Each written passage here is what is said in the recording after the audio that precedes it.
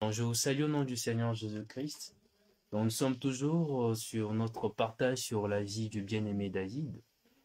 Donc, nous allons commencer notre moment de partage. Nous allons premièrement déjà confier ces moments entre les mains du Seigneur, qu'il nous aide encore davantage à lui ressembler, qu'il puisse conduire ces moments et que toute distraction ne puisse point prendre place et que nous puissions vraiment tirer ce qu'il a gardé pour nous ce soir au travers de ces moments de partage. Donc prions. Éternel tendre Père, nous te rendons grâce, Seigneur. Nous te remercions, tendre Père, de ce que tu nous accordes toujours de ces moments, Seigneur, ces moments que nous avons auprès de toi, Éternel, de venir et laisser tout entre tes saintes mains et surtout, Seigneur, être édifié au travers de ta parole. Seigneur, nous te prions que tu puisses encore saisir ces moments éternels, que tu éloignes de nous tout esprit de distraction, Seigneur, que tu éloignes cela. Mais permets-nous encore, Seigneur, au travers de ces moments éternels, que nous puissions saisir, Seigneur, ce que tu veux que nous puissions saisir, que nous puissions au-delà attendre, Père, d'écouter, mais aussi, éternel, de nous fortifier et toujours mettre ta parole en pratique, Seigneur. Nous te confions aussi, nos frères et sœurs, nous te confions toute personne malade éternelle. Nous savons que c'est par tes meurtrissures éternelles que nous sommes guéris. Et nous croyons fermement à cela, que tu es capable de guérir, Seigneur. Voilà le pourquoi nous te prions, Seigneur, pour ceux qui ont des soucis de santé, que tu puisses guérir par le nom puissant de Jésus-Christ.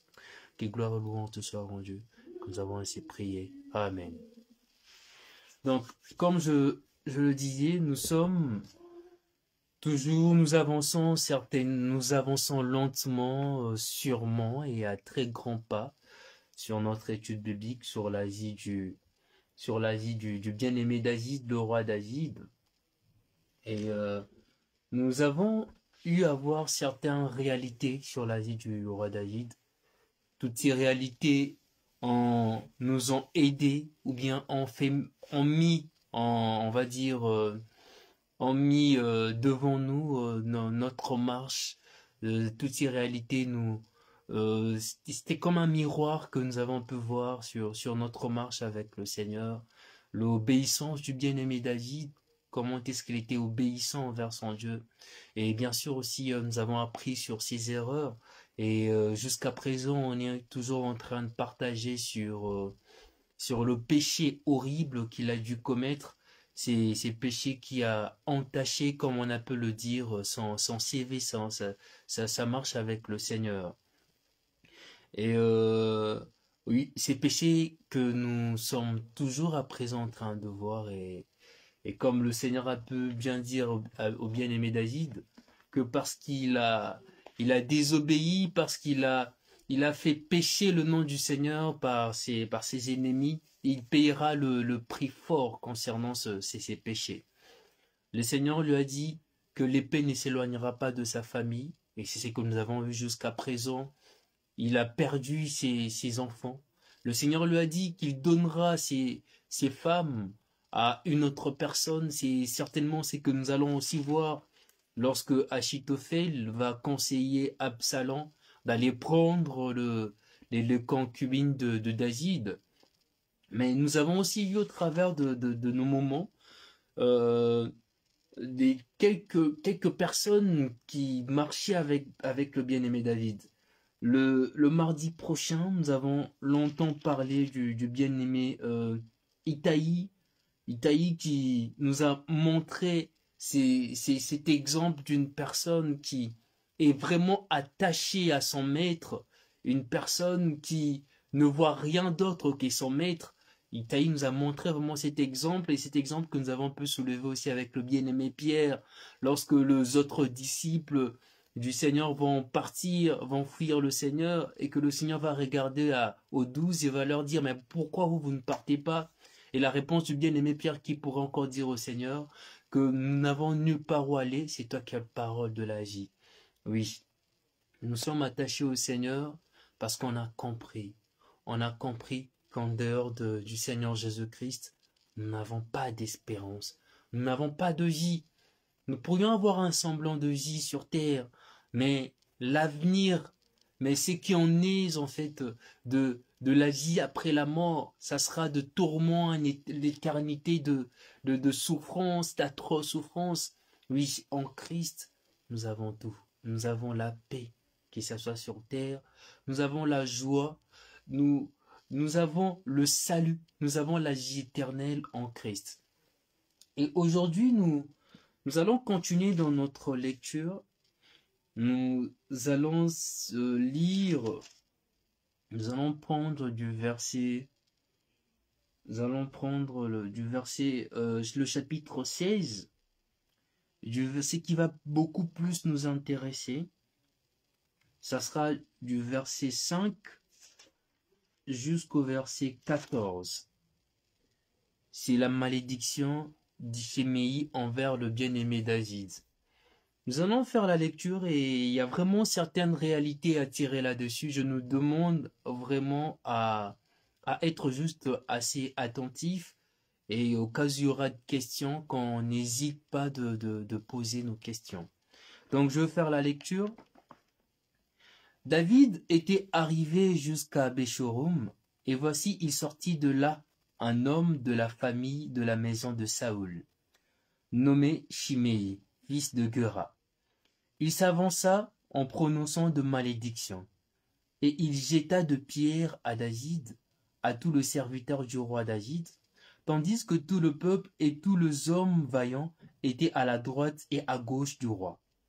Shimei parlait ainsi en le maudissant. Va-t'en, va-t'en, homme des sangs, méchant homme. L'Éternel fait retomber sur toi tout le sang de la maison de Saül, dont tu occupais le trône. Et l'Éternel a livré le royaume entre les mains d'Absalom ton fils. Et te voilà malheureux comme tu le mérites, car tu es un homme de sang. Alors Abishai, fils de Théjora, dit au roi, pourquoi ces chiens morts maudit-il au roi, mon seigneur? Laisse-moi, je te prie, aller lui couper la tête. Mais le roi dit, qu'ai-je à faire avec vous, fils de Théjora? S'il maudit, c'est que l'Éternel lui a dit, maudit David. Qui donc lui dira, pourquoi agis-tu ainsi? Et David dit à Abishai et à tous ses serviteurs, voici mon fils qui est sorti de mes entrailles, en veut à ma vie. À plus forte raison, ces Benjamites, laissez-les et qu'ils maudissent, car l'Éternel lui a dit. Peut-être l'Éternel regardera-t-il mon affliction et me fera-t-il du bien en retour de malédiction d'aujourd'hui. David et ses gens continuèrent leur chemin, et Shimei marchait sur le flanc de la montagne près de David, et en marchant il maudissait, il jetait de pierres contre lui. Il faisait voler la poussière.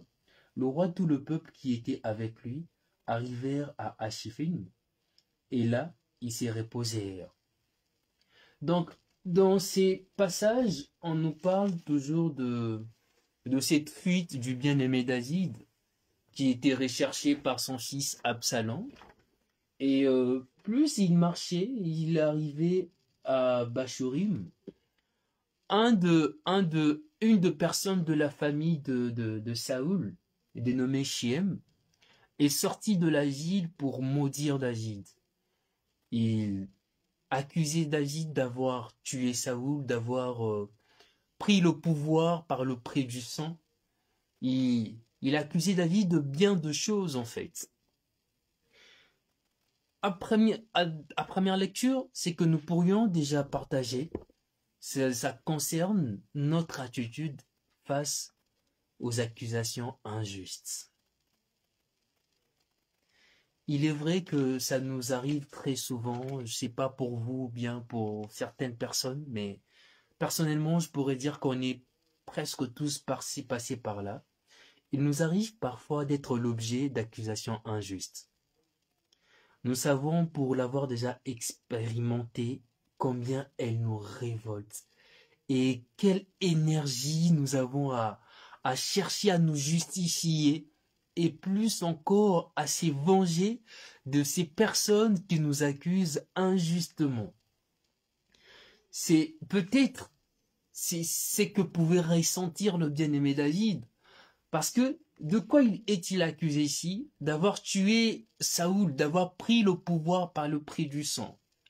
Mais lorsque nous revenons sur 2 Samuel 15, là où Saoul pouvait encore s'y reposer, juste si je ne me trompe pas, dans la grotte, et dans la grotte de bouc sauvage, et que le bien-aimé David était aussi caché là-dedans, le bien-aimé David n'a pas voulu même qu'un seul de ce soldat puisse toucher ne serait-ce que le bout du vêtement de Saoul. Parce que pour lui, il considérait Saoul comme étant toujours loin de l'Éternel.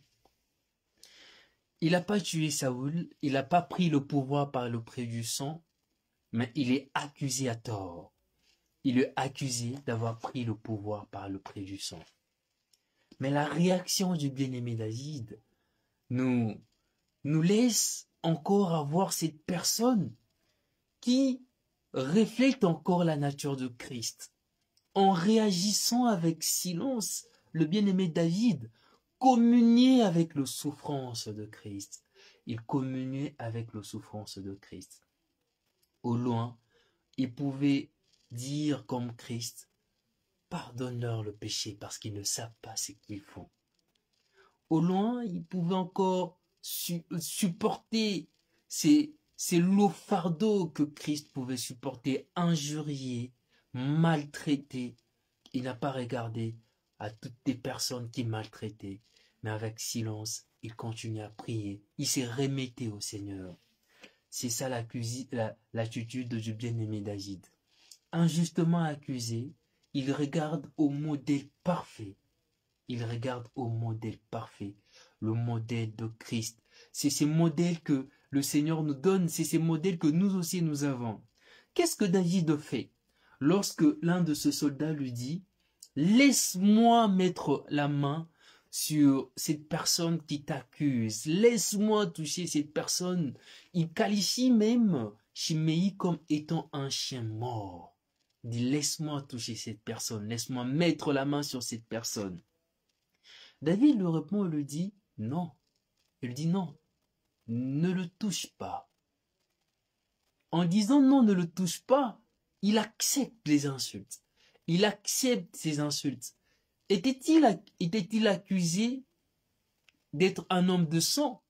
Ou bien Shimei savait-il que David avait pris la vie de Uri? Non, il ne le savait pas. Mais dans une réalité, dans sa pensée à lui, ou bien déjà après nous allons voir cela, il va déjà venir demander pardon parce que il savait qu'il accusait injustement le bien-aimé David.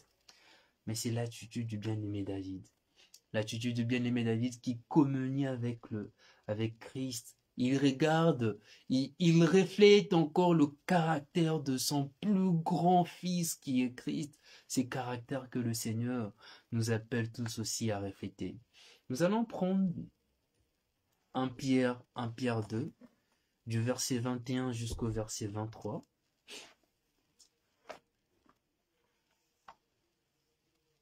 1 Pierre 2, du verset 21 jusqu'au verset 23.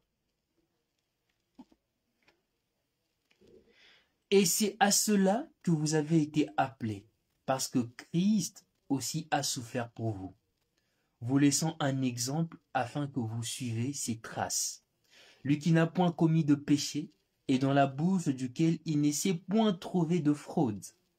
Lui qui injuriait ne rendait point d'injure, maltraitait, ne faisait point de menaces, mais s'en remettait à celui qui juge justement.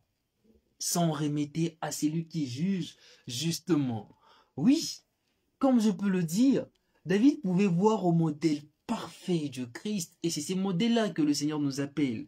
Le Seigneur nous dit que nous devions communier avec ses souffrances. On nous dit, c'est à cela que vous avez été appelés, parce que Christ aussi a souffert pour vous, en vous laissant un exemple afin que vous suiviez ses traces. De quelles traces? De ses souffrances. Le Seigneur lui-même dira que celui qui veut me suivre puisse faire quoi? Porter sa croix.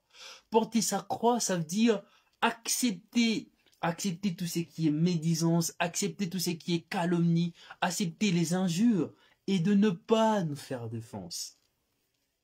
Le fait de vouloir s'auto-justifier lorsqu'on est injustement accusé, cela révèle déjà que c'est la chair, c'est la disposition du chair qui parle, où nous voulons trouver justice. Mais ici, le bien-aimé nous dit que nous puissions nous remettre à celui qui rend justice, à celui qui rend justice à Dieu. À lui la rétribution, à lui la vengeance. Nous sommes injustement accusés. Remettons-nous au Seigneur, comme David a dû le faire aussi dans ces courts lectures que nous avons pu lire. David a dû le faire en disant, il dit, peut-être l'Éternel regardera-t-il mon affliction et me fera-t-il du bien en retour de malédiction d'aujourd'hui. Il accepte ses injures, il ne se justifie pas. Il ne court pas vers chien pour dire, c'est pas moi qui ai tué Saoul, c'est pas moi qui ai fait telle chose. Il regarde à l'Éternel. En regardant à l'Éternel, il accepte déjà cette sentence. Il le sait, l'état dans lequel il se trouve, mais il regarde aussi au cœur de l'Éternel. Il sait que, en se remettant à l'Éternel, à son Dieu, le cœur du Père que Dieu a, il trouvera toujours un moyen pour pardonner son fils, pour acquitter ses fautes. Il trouvera toujours un moyen pour restaurer son état, l'état du bien-aimé David. Prenons encore une autre lecture, le psalmiste 37, du verset 5 au verset 8. Psaume 37.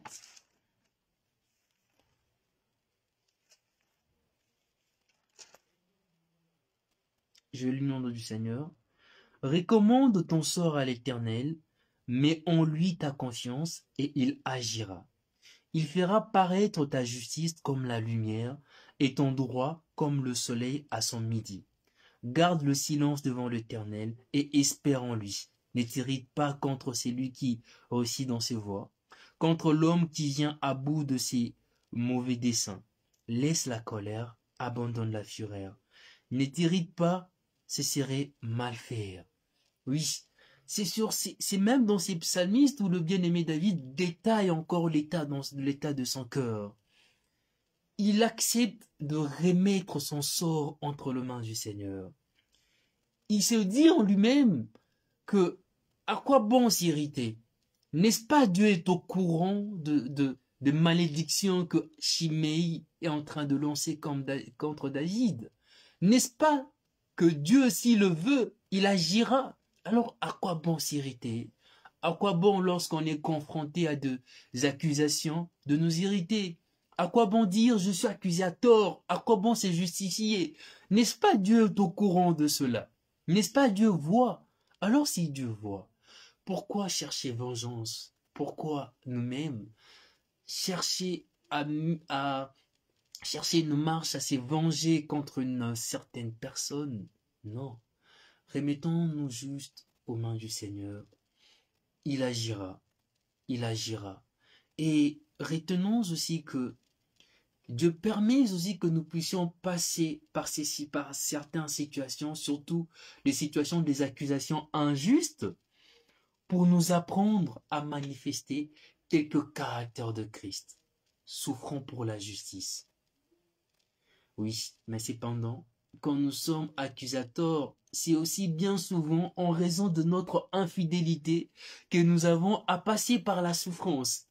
Oui, en raison de notre infidélité, ou nous sommes certainement accusés à tort, nous refusons de souffrir et nous allons directement nous justifier. Plus nous cherchons à nous justifier, et plus la souffrance est encore plus accentuée, parce qu'on ne se repose plus entre les mains du Seigneur, parce qu'on se repose entre nos propres mains. Celui qui se repose entre ses propres mains est en train de mener une guerre en vain, en fait. C'est vraiment une bataille en vain. Se reposer entre les mains du Seigneur, c'est déjà avoir la victoire d'office. c'est savoir que même si la personne parle mal de moi, même si la personne m'accuse à tort, je sais que le Seigneur qui est là me justifiera. Je sais que Dieu qui est là viendra pour me justifier. Et oui, nous porterons aussi la nature de Christ. Il n'a pas cherché à se justifier. Il a été accusé de malfrat lorsqu'on l'a conduit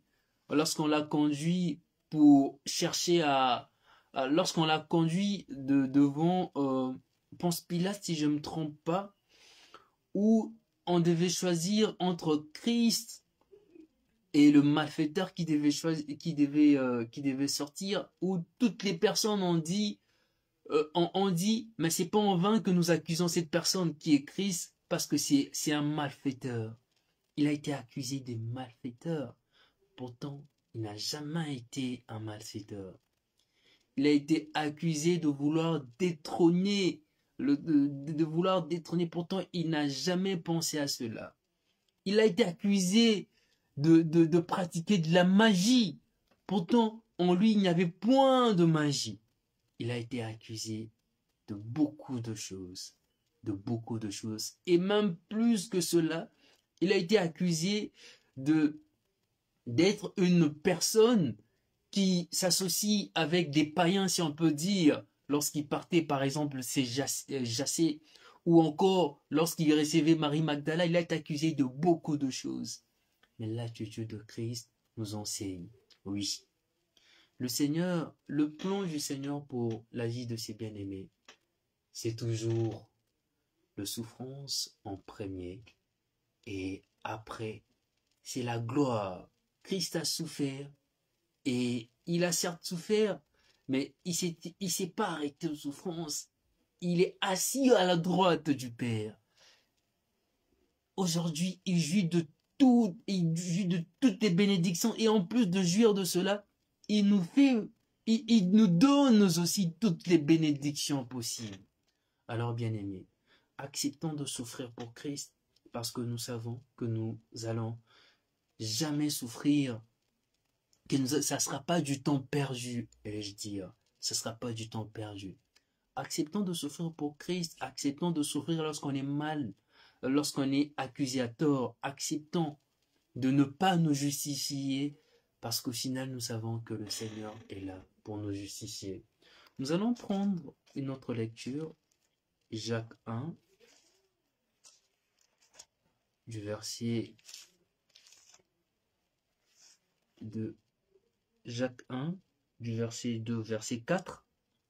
Mes frères, regardez comme un sujet de joie complète les diverses épreuves auxquelles vous pouvez être exposés, sachant que l'épreuve de votre foi produit la patience. Mais il faut que la patience accomplisse parfaitement son œuvre, afin que vous soyez parfaits, accomplis, sans faillir.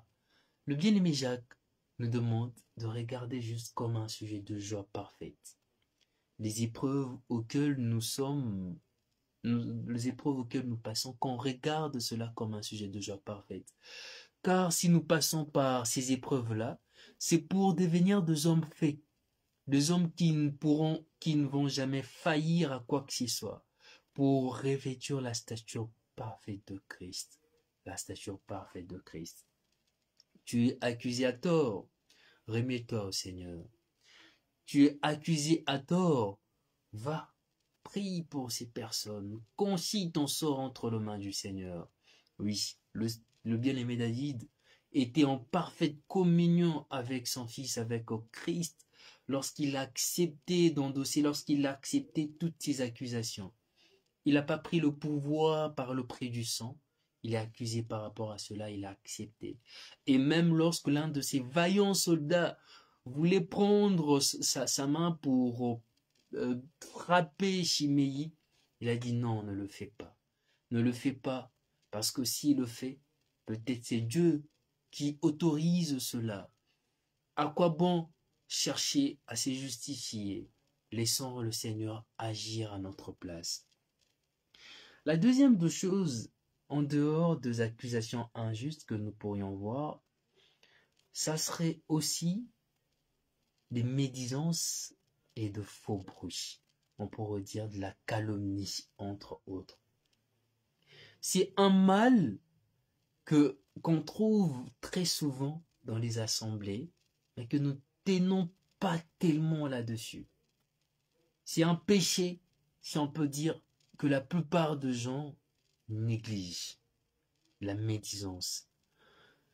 Vouloir médire d'un frère, vouloir aller parler d'une situation qu'on ne maîtrise pas, qu'on ne connaît pas, ou de parler en mal d'un frère chez une autre personne. Tu as entendu qu'un frère tel est peut-être dans une situation de péché, tu accours, tu pars, tu brûles de feu pour aller prendre deux, trois personnes pour leur dire « Non, tu vois, tes frère, il a fait telle chose. » La médisance et de faux bruits.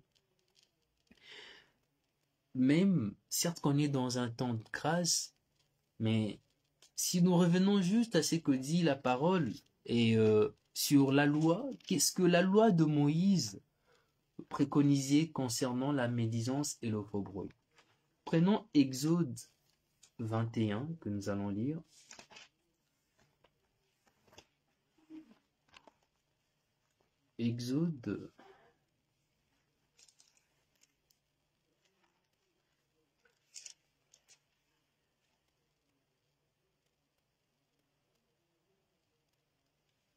Exode 23 plutôt, 23 le verset premier. Exode 23 le verset premier, je lis au nom du Seigneur. Tu ne répondras point de faux bruit, tu ne t'éjoindras point aux méchants pour faire un faux témoignage. Tu ne suivras point la multitude pour faire le mal, et tu ne déposeras point dans un procès en te mettant du côté du grand nombre pour violer la justice. Tu ne répondras point de faux bruit. Nous sommes certes dans un temps de grâce, mais cela n'exclut en rien que oui, que la médisance, le faux bruit, le colportage reste toujours un péché et un péché puni par rapport à cela. Lorsque le bien-aimé Moïse en parle aux enfants d'Israël, il leur dit que tu ne feras point faux témoignage envers ton frère. Continuons toujours dans la lecture, prenons Lévitique 19. Lévitique 19, le verset 16. Tu ne répondras point de calomnie parmi ton peuple, tu ne t'élèveras point contre le sang de ton prochain. Je suis l'Éternel. Pour une personne qui partait médire ou rapporter de faux bruits ou une situation quelconque, un mauvais témoignage concernant son frère, oui, il était condamné par rapport à cela. C'est certes que nous parlons ici par rapport à la loi de Moïse, mais par rapport à la loi de Christ, le Seigneur nous apprend aussi à ne point médire. Le Seigneur nous apprend aussi à ne point médire. Il nous apprend, lorsque nous voyons un frère qui est en erreur, c'est à nous de nous approcher vers le frère. Ou soit d'appeler d'autres frères. Et quand je dis appeler, de prendre un frère qui est assez mûr pour aller voir le frère et puis en parler. Et ne point aller rapporter une situation que nous ne maîtrisons pas. Mais bizarrement, c'est ce que nous trouvons aujourd'hui dans des assemblées. Il suffit juste d'entendre à gauche et à droite que un tel frère dans sa maison, que le frère peut-être a fait un tel dérapage, et directement c'est répandu dans toute l'assemblée. C'est répandu dans toute l'assemblée. Il suffit juste d'entendre dans une situation, de tomber juste dans une situation quelconque où un frère peut-être est tombé dans un péché quelconque. Le frère a besoin de beaucoup plus de soutien, de prière. Le frère a besoin du soutien venant de ses bien-aimés. Et là, nous commençons à calomnier le frère, et plus encore, à rajouter même de ce que le frère n'a pas fait. Oui, c'est ces frères-là qui est tombé en impudicité avec tes sœurs. Plus encore cela, il connaît toutes les filles du quartier. Combien de histoires qu'on n'a pas entendues. Ou encore plus, c'est ces frères-là qui volent. Et plus encore, c'est même lui qui vole la dîme à l'église. Oui, combien de choses que nous n'avons pas entendues, combien de choses que nous n'avons pas entendues. Ici, certes que nous parlons de la loi de Moïse, mais le bien-aimé nous dit que on est coupable. On est coupable. En fait, le fait de médire contre un frère, c'est pas seulement que nous péchons nous-mêmes, mais on témoigne aussi d'un manque d'amour. La parole nous dit que l'amour couvre une multitude de péchés. Le fait de médire, de colporter certaines situations concernant nos frères et sœurs, et de ne pas prier par rapport à ses bien-aimés, cela démontre aussi ces manques d'amour envers nos frères. Or, si nous aimons réellement nos frères, lorsque nous entendons qu'un tel frère est tombé, lorsque nous entendons qu'un tel pasteur est tombé, lorsque nous entendons telle situation est arrivée à tel frère, c'est nos genoux qui en souffrent. Nous nous jetons par terre parce que c'est le corps qui est touché. Nous portons le fardeau des uns et des autres. Nous prions pour que la situation ne revienne plus. Nous partons même vers le frère pour le conseiller. Et quand je dis pour conseiller, c'est personnellement tu pars vers le frère. Non pas que tu vas aller le dire à tout le monde, mais tu pars personnellement voir le frère. T'acquérir de la situation du frère, conseiller le frère, prier même avec le frère s'il le faut. On va lire, prenons 2 Corinthiens 12.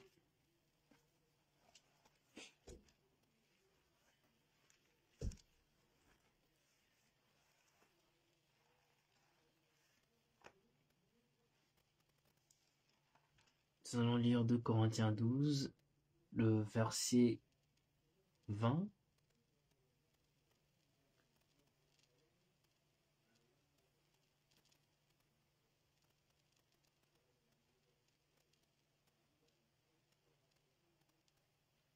Le bien-aimé Paul dit, il parle aux Corinthes, il leur dit, « Car je crains de ne pas vous trouver à mon arrivée tel que je voudrais, et d'être moi-même trouvé par vous tel que vous ne voudriez pas.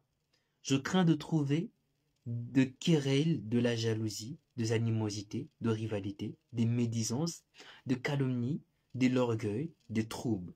Je crains qu'à mon arrivée, mon Dieu n'ait m'humilie de nouveau à votre sujet, et que je n'ai à pleurer sur plusieurs de ceux qui ont péché précédemment, et qui ne se sont pas repentis de l'impurité, de la débauche, de dérèglement auxquels ils se sont livrés. » Le bien-aimé Pierre exprime, il parle à ces 2 Corinthes, et sur la liste de péchés, sur la liste de choses qu'il reproche à ces 2 Corinthes, nous voyons aussi la médisance. Il leur dit, j'ai craint à mon arrivée de vous trouver dans telle situation. Je crains que je puisse encore m'humilier, pleurer encore à cause des autres qui ne se sont pas repentis de leurs péchés. Nous voyons le cœur d'une personne qui est vraiment brisée, qui dit qu'il ne veut pas leur trouver dans ces situations-là. C'est de même, nous aussi, nous devions avoir ces cœurs-là, où nous ne voulons pas, nous aussi, trouver nos frères et sœurs dans de telles situations, dans des situations où il y aura encore de querelles, de la médisance, des accusations injustes, du colportage, tous ces péchés que nous négligeons facilement.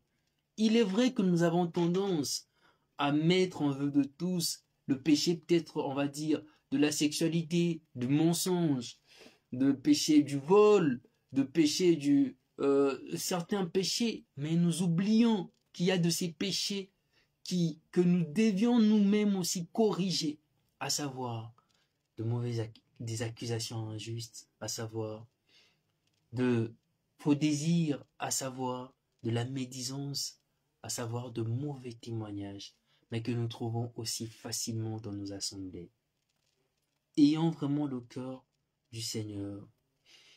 Prions pour nos bien-aimés, prions pour ceux qui sont en erreur, prions pour pour pour ceux qui sont toujours dans ces situations-là, que le Seigneur puisse leur faire sortir de ces situations-là.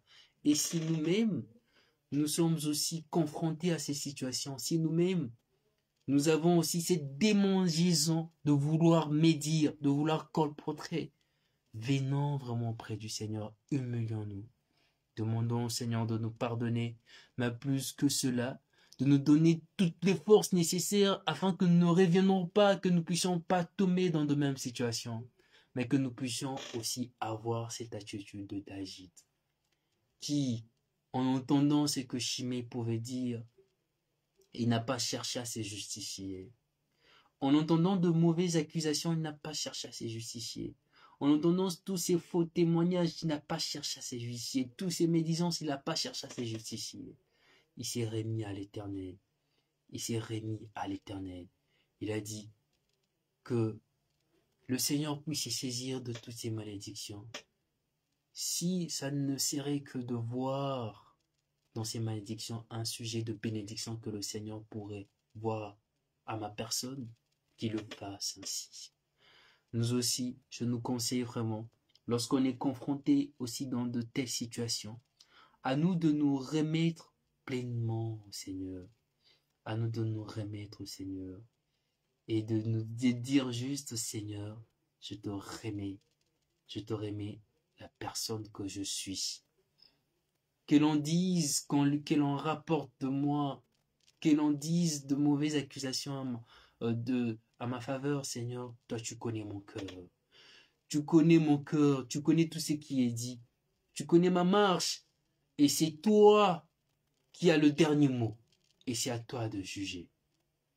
Je veux finir avec un partage. Nous allons finir avec un psalmiste. Nous allons prendre le psaume 15.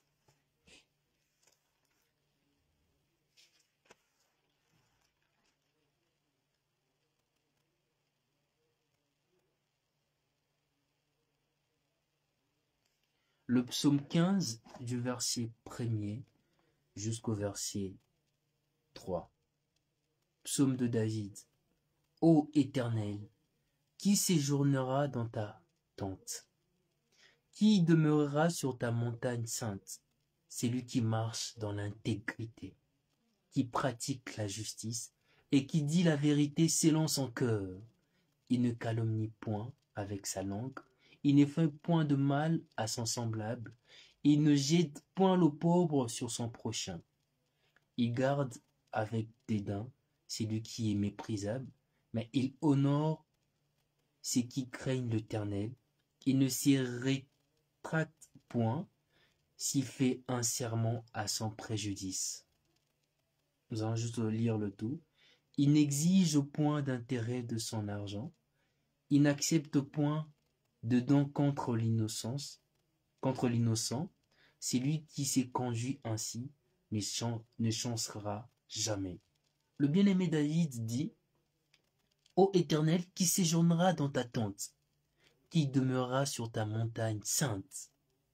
C'est lui qui marche dans l'intégrité, qui pratique la justice. C'est lui qui marche dans l'intégrité et qui pratique la justice. Alors, bien-aimés, nous avons toujours la possibilité de marcher dans l'intégrité en reconnaissant premièrement nos fautes. Rappelons-nous, le plan du Seigneur pour la vie de ses bien-aimés, c'est toujours la communion à ses souffrances et la gloire à venir. Nous avons toujours la possibilité de marcher en intégrité, d'être de justes juges. Oui, d'être de justes juges, de porter aussi haut l'amour que nous avons pour le Seigneur, mais aussi pour ses bien-aimés, de ne pas chercher à nous justifier. Que le Seigneur nous préserve, que vraiment le Seigneur nous préserve de toutes sortes de médisances, de toutes sortes d'injustices, de toutes sortes de calomnies, mais que le Seigneur nous accorde à supporter avec joie toutes les souffrances auxquelles nous sommes confrontés, et surtout à nous remettre à lui. Donc je ne sais pas s'il y a de questions. Je sais pas s'il y a de questions, donc nous allons peut-être nous accorder 2 minutes au cas où il y a de questions.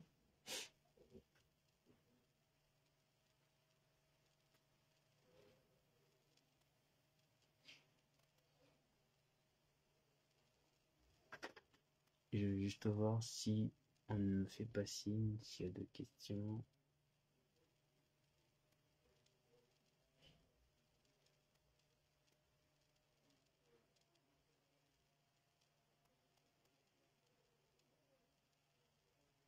D'accord. Donc, je vois qu'il n'y a pas de questions. Toutefois, au cas où il y aura de questions, on n'hésitera pas d'y répondre. Et vraiment que le Seigneur nous bénisse, que le Seigneur nous apprend à supporter avec joie toutes les souffrances auxquelles nous serons confrontés. Nous savons que les épreuves de la vie, les épreuves auxquelles nous serons confrontés, ça sera vraiment pour notre intérêt, pour notre croissance, pour que nous puissions davantage mettre tous les caractères de Christ au devant de nous, pour que nous puissions nous revêtir de l'attitude de Christ, de ses caractères. Nous allons donc prier par rapport à ce que le Seigneur nous a mis à cœur et recommander aussi cette soirée entre ces saintes mains. Prions. Éternel Seigneur, nous te remercions. Nous te remercions, tendre Père, de ce que, Seigneur, au travers de ces courts partages, tendre Père, tu nous as appris, Seigneur. Tu nous as appris, premièrement, à ne point, Seigneur, accuser injustement nos bien-aimés. Tu nous as appris, Seigneur, à ne point médire, Seigneur, à ramener de faux témoignages, Seigneur, pour nos bien-aimés, Seigneur. Ne voulons pas, Seigneur Dieu de grâce, nous retrouver dans ces situations-là, Seigneur. Car nous savons, Seigneur, nous retrouver dans ces situations-là, c'est de pécher, Seigneur. Et tu dis, Seigneur, que c'est lui qui siégera, Seigneur, mon Dieu, mon roi, dans ton royaume. C'est celui qui marche en intégrité, Seigneur, oui. Nous voulons marcher en intégrité, tendre Père. Nous te prions, Seigneur, de nous donner, Seigneur, Papa, la force, Seigneur, de supporter avec joie, Seigneur, les souffrances à venir. De supporter avec joie, Seigneur, toutes les situations auxquelles nous serons confrontés, Seigneur, Dieu de grâce. Tu nous appelles, Seigneur, à porter la croix, Seigneur, oui. Nous acceptons de porter cette croix, tendre Père, car nous savons, Seigneur, que tu nous réserves le couronne, Seigneur, la couronne, Seigneur, oui. Nous courons derrière cette couronne, tendre Père. Alors fortifie encore le cœur de tout à chacun, de ceux qui se sont retrouvés dans ces situations, de ceux qui, Seigneur mon Dieu, mon roi, sont encore, tendre Père, dans ces péchés, Seigneur, de la médisance, Seigneur, du mauvais témoignage, Seigneur, de la calomnie, tendre Père. Nous te prions, Seigneur, que tu puisses, Seigneur, délivrer, Seigneur Dieu de grâce. Tu dis dans ta parole que tu ôteras le cœur de pierre en nous et que tu mettras un cœur de chair, un cœur qui t'est pleinement dévoué. Oui, Seigneur, ôte le cœur de pierre, Seigneur. Mets ce cœur, Seigneur, qui est pleinement dévoué, Seigneur, à te servir en intégrité, Seigneur. Oui, nous te remercions, tendre Père. Nous te prions pour nos frères et sœurs, Seigneur. Nous confions la semaine, la soirée entre tes saintes mains. Oui, c'est par le nom puissant de Jésus-Christ que nous avons ainsi prié. Amen. Que le Seigneur nous bénisse. On nous revoit le jeudi pour l'intercession et une très bonne soirée.